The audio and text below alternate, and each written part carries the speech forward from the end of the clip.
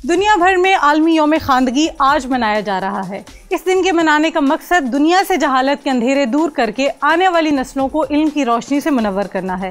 पाकिस्तान में भी हर साल ये दिन ज़ोरों शोर से मनाया जाता है। इसके बावजूद लाखों बच्चे तालीम से महरूम हैं। आलमी यौम खानदगी सबसे पहले अक़वाम मुत्तहिदा के ज़ैली इदारे यूनेस्को ने 1965 में मनाने का ऐलान किया, जिसके बाद 1966 को पहला आलमी यौम खानदगी मनाया गया। इसके बाद हर साल ये दिन आलमी सतह पर मनाया जाने लगा। तालीम ही से तामीर सीरत और तामीर मिलत मुमकिन हो सकती है। जिन कौमों ने नई नस्ल को इल्म की शम्मा से रोशन किया वो तरक्की के ज़ीने तय करती उरूज तक पहुँच गईं, और जिन कौमों ने तालीम पर तवज्जो ना दी वो तारीकी की राह पर चलते हुए इंतशार का शिकार हो गई।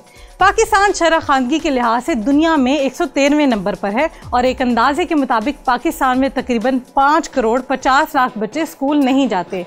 तालीम रोशनी और जहालत अंधेरा है। आज हमें अपने बच्चों को तालीम की रोशनी से मुनव्वर करने का अहद करना होगा ताकि इस मुल्क से जहालत का खात्मा हो सके।